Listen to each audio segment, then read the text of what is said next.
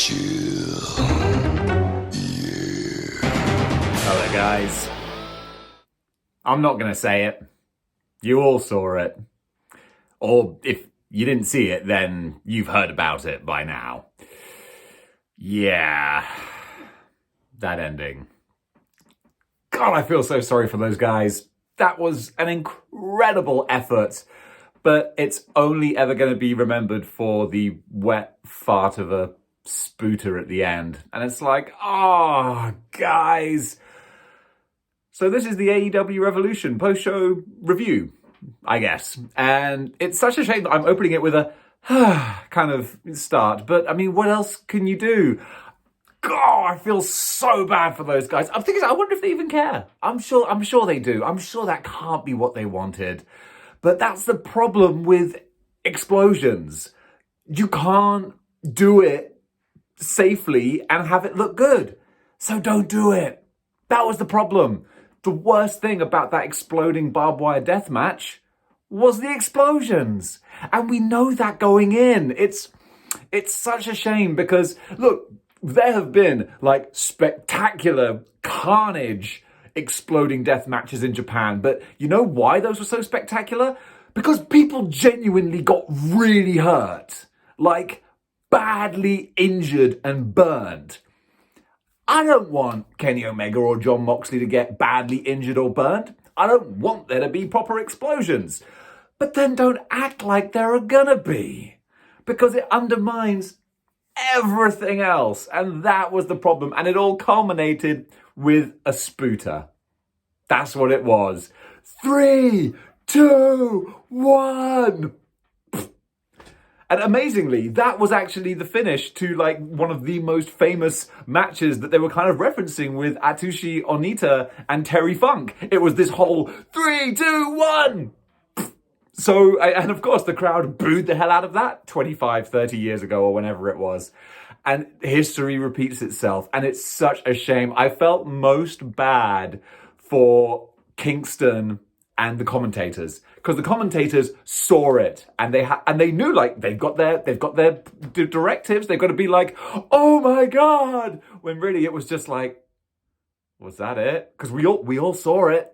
And poor old Kingston had to lie there like he had been shot.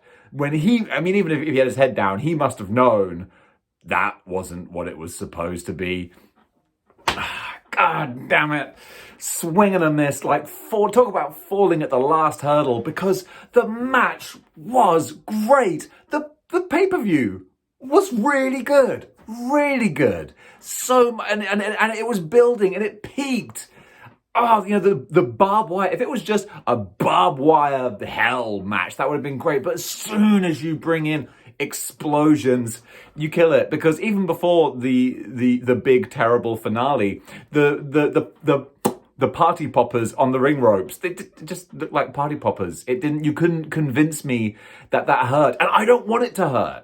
I don't want the guy's flesh to be singed and bubbling off their bodies. I don't want that. Who wants that? Some of you guys want that. But also, Kenny Omega and Jon Moxley are highly trained professionals. They're not going to give themselves second-degree burns. It's just asinine to consider that would even be a thing. So don't advertise it. Even the huge explosions on the outside of the ring, it just looked like, smaller than Kane's pyro. Kane's pyro looks more dangerous than that, and I think it goes off closer to him than those explosions went off to them. So again, just don't do it. I hope this has been a lesson learned, because these guys murdered each other with the barbed wire and the slams and the one-winged angels, and it was a great match. It was a great match. There's just one gimmick too many. Just one gimmick too many. And I hope that they just go, okay, you know what? No more exploding matches. That's just silly. I mean, I don't need barbed wire matches. I would have loved just a straight up match. But that's me being a wrestling purist. But yeah, we just sit back, guys. Relax. You don't need to do that. I appreciate, because you can tell, like, Kenny Omega and Jon Moxley, probably one of the whole points of doing AEW is you get to be an artist and actually paint with your own brushes and do things that haven't been done before and you wouldn't be allowed to do before. So I totally get it. And you can tell that these guys are fans of what they do. They're fans of the history behind it. Omega wearing that beautiful kind of mock Japanese style deathmatch shirt. Oh, I want one of those. But yeah, just, you know, you've had your moment. You know, you've had the chance to get it out of your system. We all saw it. It all went down like a fart in church. Let's finish. And yeah, so that's enough said about that. The ending felt flat anyway, because you kind of assumed that the explosion was going to happen during the match and then the pinfall would happen right afterwards. So the fact that the pinfall happened before the bombs went off meant that it was kind of a flat finish, because you weren't expecting it to be a 3 count, because you thought, well, the match, the ring hasn't exploded yet, so they're not going to end the match. What are they going to end the match and then just walk out? So the finish with Gallows and Anderson coming in is the most kind of textbook thing you could have written, and I'm not going to knock them for that. It's the story. It makes sense. The only question is why wait until 25 minutes in? Just, you know, send your hired goons in, you know, when the bell rings, and you can be home in time for tea.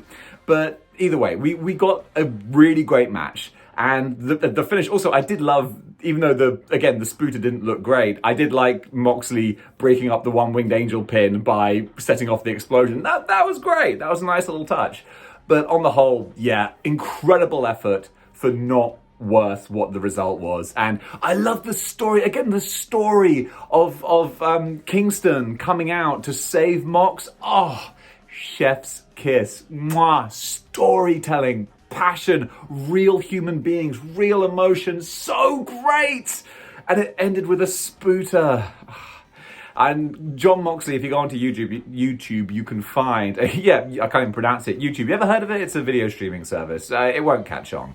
Anyway, Moxley cut a promo after the match saying something along the lines of, that Kenny Omega is a tough son of a bitch, but he can't build an exploding ring for shit. Which goes to show that that was not what was meant to happen, or at least not what they envisioned happening. And it's a shame, because, like, yeah, they tried so hard, and they worked so hard, and they deserved to have great kudos, and they were let down by special effects. So I'm not knocking those guys, because they're amazing. They're still two of my favorite wrestlers. And that's enough of the main event. 7 minutes, we're good. So let's kind of work our way back a little bit, because preceding that, we had another gimmick match, if you could even call it a match, a cinematic match. First things first, I'm done with cinematic matches. There's no... I appreciate, like, the guys obviously work really hard. Like, they're taking bumps as if it's a match. Like, they're going through all the effort and pain and artistry that it takes to put on a professional wrestling match, but I just don't feel it, because it just feels like I'm watching a TV show and not a very well-made one. It's like it is well-made for what it is. But, you know, you see people fighting in warehouses in Daredevil or whatever. You know, there's no drama to it, because I love pro wrestling. I don't love TV fight scenes. It doesn't do anything for me. It was nice to see Sting, but after seeing Sting take some bumps in a ring, I was like, oh, well, maybe we're going to get Sting taking bumps in a ring, because also they didn't officially announce that it was a cinematic match. So if I was in the crowd, I would have been really gutted. I was like, oh, so we're not going to see Sting? And even during the match, I was thinking, oh, well, maybe they'll do one of those classic things where it starts outside the arena and then they hop in some cars, kind of like WrestleMania 12 with Roddy Piper and Goldust. And they jump in some cars and then they drive back to Daily's place, and then we get the finish in the ring. But of course, they couldn't do that because they were using that time to set up the barbed wire in the ring. Another reason why the whole barbed wire explosives things is just asinine. It's making problems for yourself you don't need. But the cinematic match for a cinematic match, and it's rare that it was a cinematic match. Can I say cinematic match one more time? Cinematic match. It was rare that they actually took it completely seriously. Normally, because they're quite goofy in nature and concept, they will be played for laughs. And, you know, sometimes it works, like with the wonderful Elite versus the Inner Circle, and sometimes it doesn't, like the god-awful Hardy one, the last one they did with Sammy. So this one was taken straight dead serious, and there was great stuff in it. Hook looks like... I love the look of Hook, because he's not a big kid, but he looks like a mean, vicious little prick. He reminds me of Hob from RoboCop 2, and that is some cool heel energy. You know that he's a bully at school. I don't know, maybe he's a lovely kid, but actually he looks like a bully, and that's really great. And, you know, Powerhouse Hobbs looks awesome. Brian Cage should be in the main event. I don't care if he's like a 3-star worker. I'm not like a 5-star worker type person. I want big, beefy monsters fighting. I want superhumans. And whatever means he does it by, Brian Cage looks like a superhuman. And I want that in the main event. That is what will sell on a poster, on a marquee for people who aren't wrestling fans. Problem is, Darby Allin's great and he's awesome, but I'm a lifelong wrestling fan, and I'll be the first person to say I would show someone Brian Cage before I show them Darby Allin. Because if I show a non-wrestling fan Brian Cage, they'll be like, whoa, well, that dude's clearly a wrestler. Whereas if I showed them Darby Allin, they'd be like, is he a member of Jackass? You know, or again, like, it's the smaller guys, I think they're great. But again, if you want to appeal to a wider audience, you've got to put your Lance Archers, that's how it sounds so English, Lance Archer, and of course Brian Cage. They've got to put these big guys up front because that will sell tickets. It will. It just will. So that tangent notwithstanding, it was a good cinematic match. And it's a shame that it doesn't advance, Team Taz at all. But, hopefully Darby will get some shine from that. And of course, that kind of leads into the preceding match again, in which Scorpio Sky won the Sonic the Hedgehog ladder match. When I first heard about them suspending an actual brass ring above the ring, I thought, oh, that's genius. I love that. That's really cool. And then I saw the actual brass ring and it was like, ooh. Did you have to make it so big and cartoony? It just looked so silly. It looked so goofy. It's like, oh guys, if it was a smaller brass ring, that would look great. But this huge, big, it looks like it came out of a giant pack of Oreos or something, or like breakfast cereal. That was a shame. The ladder match, and again, with AEW, I'm always complaining about the things that they've put on top to do something extra, because the actual wrestling is great. The characters are great. The passion and the performances are excellent. I'm not a big fan of Scorpio Sky, though, to be honest. I think he seems like a really cool guy and like very, very competent wrestler. Really, really good. I haven't seen that X Factor, but to be honest, he hasn't been given the chance to really show it that much. So I'm hoping that in his match with Darby, I'll get to see that, because he just feels a little bit bland. But I think he could be more. But when I saw him doing commentary last week, I was feeling like, I feel like you're a guy who's trying to pretend like you're charismatic, and you need to actually be charismatic. He's like, hey, I'm the best guy. Hey, put the camera on me. And it's just like, I don't believe it. So show me, Scorpio Sky. Show me, prove me wrong. The match itself, oh geez, some of the bumps these guys were taking. Lance Archer, I would put every belt on him. I just strap a rocket on him and send him to the moon. He's so good. And the thing is, he's not getting any younger. He's getting up there. He's pushing 40. I don't know if he's as old as me, but still, he needs to be utilized now. And they kind of are, even though he's not a champion. He features prominently all the time, which is great, but I would just use him more. And as much as I love Jake, Jake is, he's close personal, favorite, but he doesn't add anything to the Lance Archer character. I would love to see Jake every single week just cut a promo. What I would love, if any old school WWF fans remember, in 1997, they used to have Jim Cornette just cut a promo every couple of weeks on The Business as a whole, and it was fire. It was amazing. He would shoot on WCW and the NWO and WWF and Bret Hart and Shawn Michaels and The Undertaker and Hulk Hogan. It was so great. It ended all with, I'm Jim Cornette and that's just my opinion.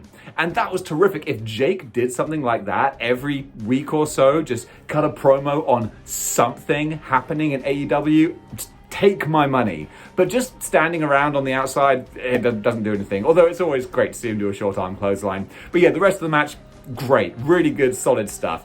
Told good stories. Cody's shoulder. Is it Ethan Page? Was that his name?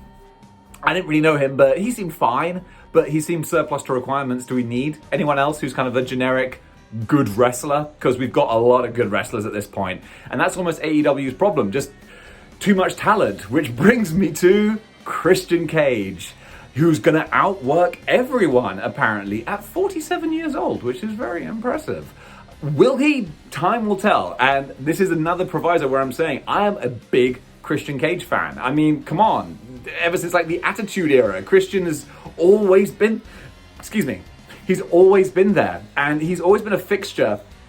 And also, he's always come across as someone who's not a carny wrestling weirdo. He always seems like a nice guy. Like, both he and Edge, that's why they seem so likable, is they seem like real people who are real wrestling fans and grew up to become wrestlers and just a good bloke. I just feel like AEW is in a real risk of becoming like TNA was, where it's just, oh, WWE doesn't want you anymore? Oh, well, we'll take you because it's another famous name. And it's like Paul Heyman said when he was talking about TNA trying to get him to come in, he said, if you get me to come in, I will get rid of everyone over 40 except one person, and they can be your one veteran person. Because at the time, TNA had Sting, Flair, Hogan, Booker T, Kevin Nash, Scott Steiner, Van Damme, like all these older guys, and to have one is a big deal. To have 8, you just and we've got Sting already. We've got Big Show. We've got Matt Hardy in a featured singles match, and it's like it was a perfectly competent match, but should we be pushing Matt Hardy, who's in it, like he is exactly the same demographic as Christian Cage? Really, Christian Cage hasn't been as active, but they are the two other tag team partners of the two more successful ones, arguably. And yeah, I feel like I want to see Christian. I'm happy to see Christian, but he's going to have to do something quite special to really make it seem worthwhile. And also, even if he does do something special, he's doing it in place of someone else less established who could be making a name for themselves. So I don't know, I'll see how it plays out. But like, it's nice to see Christian, but I just don't know what it's really going to bring to the promotion overall. Which brings me to the preceding match. Actually, I kept doing that to link to matches, but now I'm actually blanking on what the preceding matches were. So those are the big ones that we've covered. But we have the women's match. This was really fun. I love Hikaru Shida. I think she's so beautiful. And she's a very good wrestler. And she has a beautiful smile. How do I know that? Because I could see it the whole freaking match. She was smiling. She smiles the whole time. She really enjoys wrestling. You can tell because she's got a big old smile on her face. She needs to work on her facials because I don't believe that she's aggressively wrestling. I believe that she is playing wrestling, and she's very good at it. She is a very good athlete. It's just I just don't feel it, but I want to because she's so good in every other regard. She looks stunning. She's got the moves. She can take the bumps. I just feel I need that belief in what she's doing. God, I should be a coach. I'd be so good. An armchair critic at least. But yeah, the match was good, but that's kind of all it was. What's her name? Ryo Mizunami. I like her, but too much hot dogging.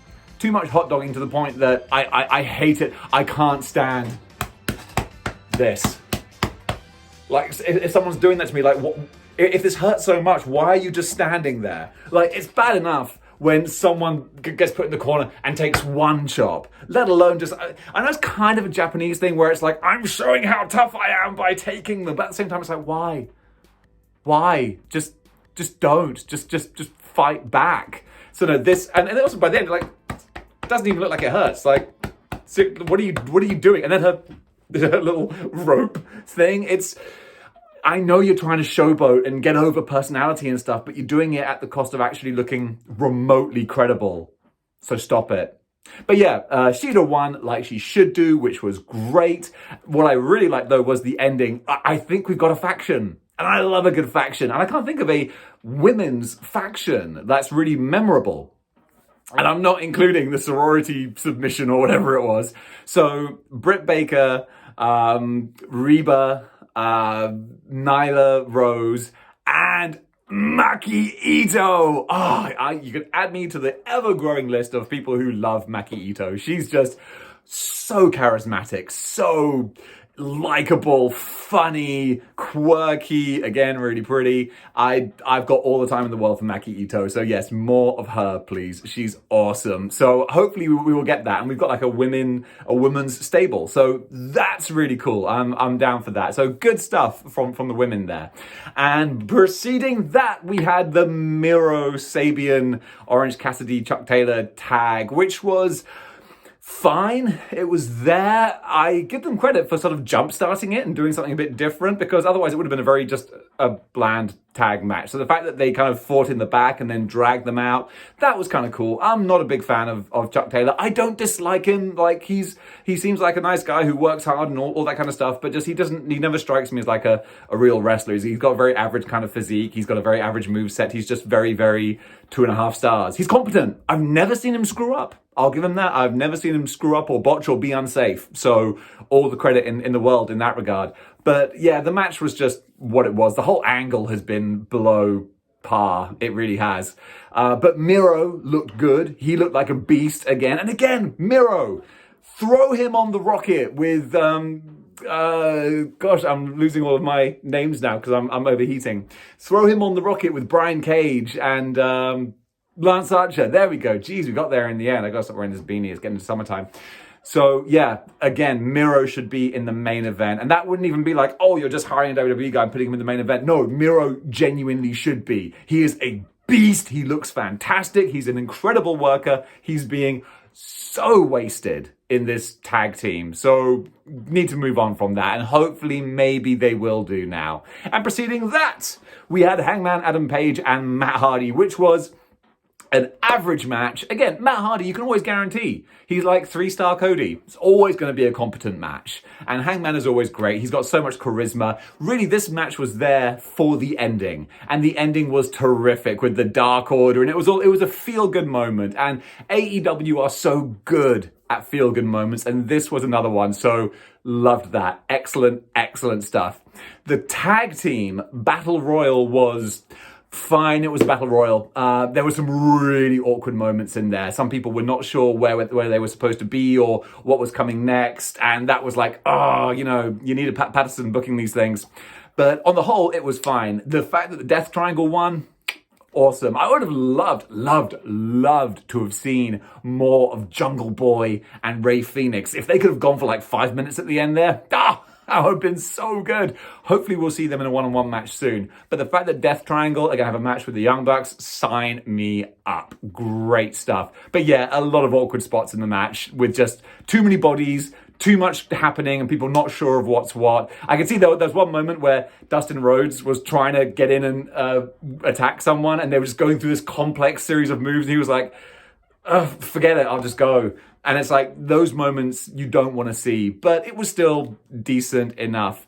And finally, that takes us to the opener, which was a surprising opener. Chris Jericho jerking the curtain, but what a great way to open the show. The tag team title match.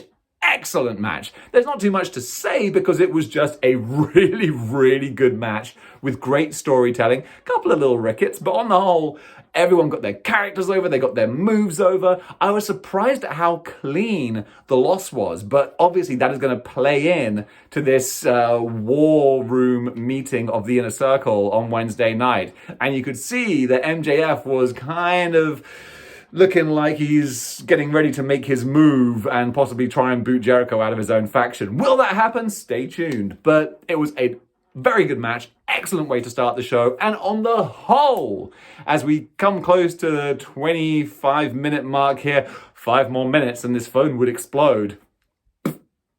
I would say this was a really enjoyable show. I mean, hey, look, it was £15. And it was £15 well spent. So I have no problem with that. AEW, they did themselves proud. They always do. I would rather see a show that has rickets in and has its bad moments that is made by people who love pro wrestling and love what they do and have creative freedom and are able to actually go out and enjoy and express the love of pro wrestling, as opposed to a super slick, Hollywood WWE soulless movie that they produce, which is just a factory production line. And that's no knocking on the wrestlers, because the wrestlers are incredible. But just the second my eyes look at a WWE screen, I'm like, this just feels like I'm watching a virtual reality Vince McMahon wet dream. It's awful. Especially, I mean, with the virtual crowd now, that really is Vince's fantasy. It's like, I don't even have to have fans. This is wonderful. And hey, they're making money hand over fist, so more power to them. But yeah, AEW is still, despite or even maybe because of its weaker aspects, my favorite promotion that ever existed. And that includes New Japan and anything else. It's just, it ticks all the boxes as a celebration of everything that is pro wrestling. Because if you want a variety show, what more could you ask for? We had a cinematic match, we had tag team matches, battle royals, women's matches, and a barbed wire death match that kind of exploded, but not really. But on the whole, great show. Well done, guys. Bravo. It was, you've got my money guaranteed for the next one. So guys, at the 25-minute mark, with 5 minutes to go until the spooters go off, I will say keep displaying model behavior. Choose.